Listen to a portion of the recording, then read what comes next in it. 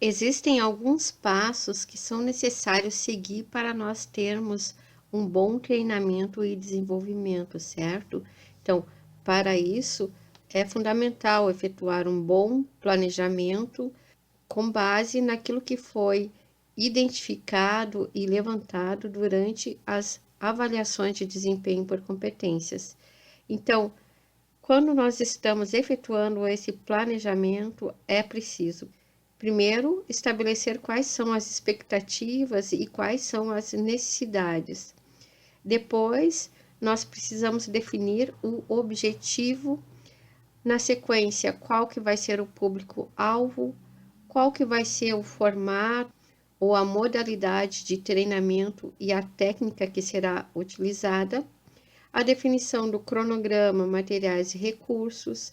Posteriormente, nós vamos precisar selecionar os instrutores, aplicar o treinamento e, no final, analisar e avaliar os resultados para efetuar o fechamento, certo? Então, assim, nós podemos optar por várias modalidades de treinamento.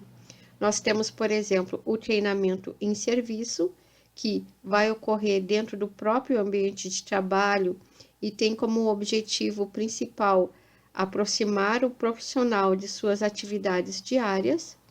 É uma forma de desenvolver ou ainda de adquirir habilidades técnicas na prática e sem muitas explicações teóricas. Então, o colaborador vai aprender praticando, efetuando o trabalho, e a principal vantagem desse tipo de treinamento em serviço está na possibilidade de colocar o colaborador de frente com os desafios que ele irá enfrentar diariamente. Porque, como ele vai aprender fazendo, ele vai poder logo de início medir qual o tamanho que deverá ser o seu empenho para executar aquele trabalho, ok?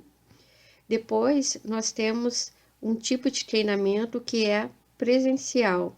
Esse tipo de treinamento é realizado com a presença de um instrutor responsável por capacitar a turma ou o indivíduo conforme o assunto que foi identificado, tá?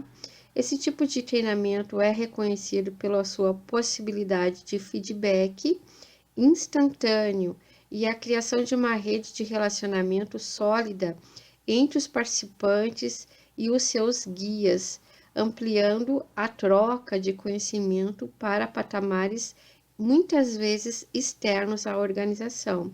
Então, quando esse instrutor é uma pessoa externa à empresa, provavelmente a turma que está sendo capacitada vai manter um determinado grau de relacionamento com ele, a fim de esclarecer dúvidas que porventura ficaram ou de colocar outras situações pedindo seu auxílio, certo? Então, como um bom exemplo desse tipo de treinamento presencial, são os treinamentos de coaching e os processos de mentoring. Essas duas técnicas que são muito utilizadas hoje em dia visam o crescimento dos funcionários em diversos aspectos, em diversos pontos, e contam com o apoio de um instrutor durante todo o caminho que será traçado, certo? Depois existe o treinamento que é do tipo online.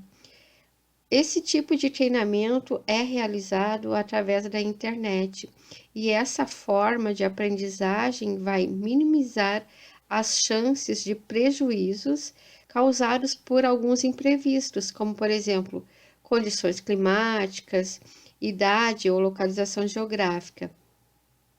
O treinamento empresarial online possui o menor custo de todas as modalidades, tá?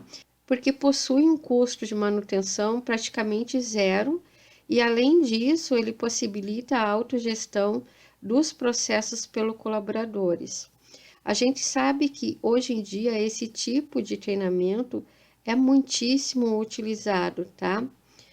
Mas é importante que a empresa verifique se todos os envolvidos possuem os recursos necessários para realizar um treinamento desse tipo, certo? Os principais pontos que afetam a educação à distância estão relacionados à falta de conhecimento sobre a plataforma que será utilizada ou ainda por questões de conexão com a internet. Então, muitas vezes as empresas oferecem esse tipo de treinamento online para que sejam, para que sejam efetuados dentro do próprio ambiente da empresa, como uma forma de evitar principalmente os problemas com conexão à internet, certo? Bom, outro ponto que é bastante importante, então, nesses passos para o treinamento e desenvolvimento, é a definição do objetivo, tá?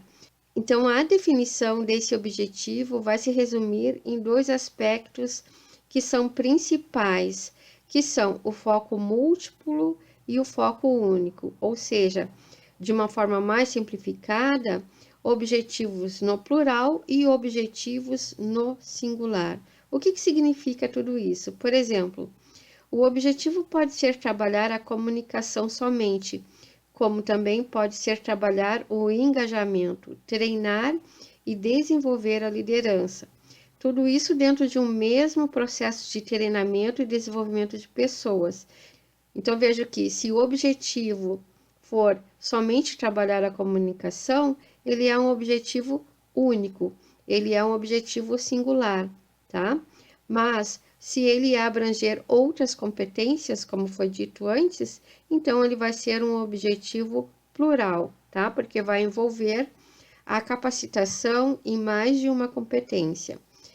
Vejo que não é aconselhável determinar muitos objetivos em um único treinamento, tá? Somente para aproveitar a possibilidade de treinar vários aspectos de uma vez. Muitos temas em um só treinamento podem dividir o foco principal e podem, dessa forma, acabar não aprofundando o necessário para gerar a transformação desejada, certo? Então, é preciso ter em mente quais que são realmente as principais necessidades, tá? E assim determinar qual que vai ser o objetivo do treinamento, certo?